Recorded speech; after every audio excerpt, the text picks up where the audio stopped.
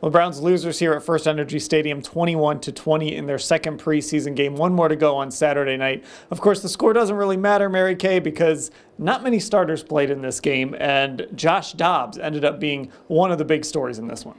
You know, he really was. It was his second straight really good performance, and he's trying to prove to the Browns that he can be the backup to Jacoby Brissett. They will continue to look for backup quarterbacks in the cuts, but Joshua has done everything that he can possibly do these first two games, including a really nice 36-yard run, a 3-yard touchdown run in which he bobbled the snap, an errant snap, and had to recover it.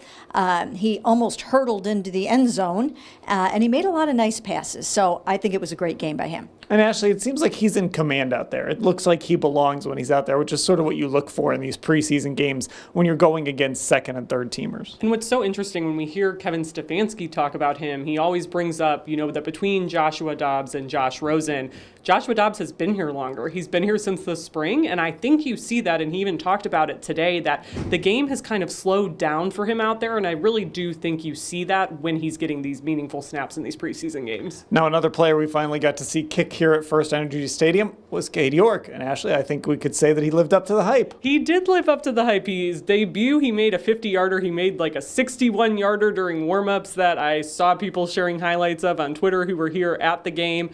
His one miss, he got a nice 19-yarder as well to end the first half. Got one miss from 55 yards that bounced right off the right upright.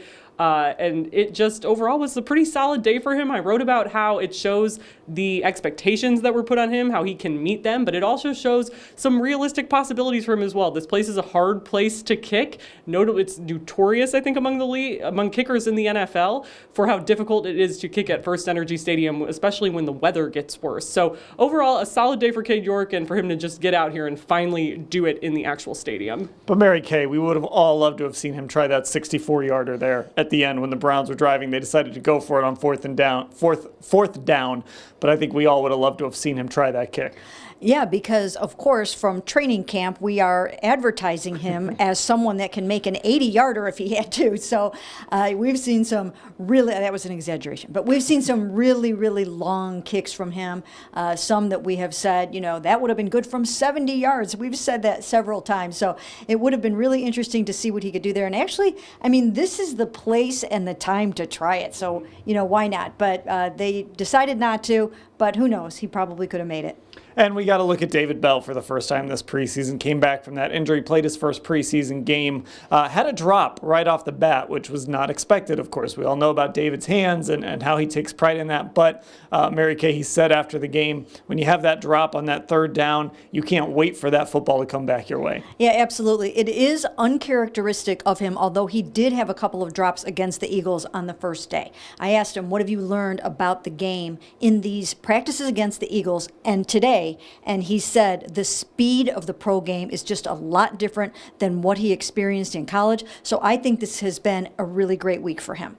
And Ashley, sometimes it's just about getting to see a guy and get him out on the field and see what he looks like. Yeah, this was really his first real action. He did get to participate in joint practices, but obviously did not play in that Jacksonville game. He's still making up, I think, for lost time for when he missed the very beginning of training camp due to that stress fracture in his foot. So it's all, I think, for him about doing it like it is with most rookies. They can be very high football IQ guys like David Bell is, like Anthony Schwartz was last year, but getting out there and actually physically doing it and getting used to the speed of the game, you can't really know until you do it. All right, Browns preseason game number 2 in the books. They will play the Bears on Saturday night to wrap up the preseason, a week of practice ahead. We'll cover everything at cleveland.com/Browns.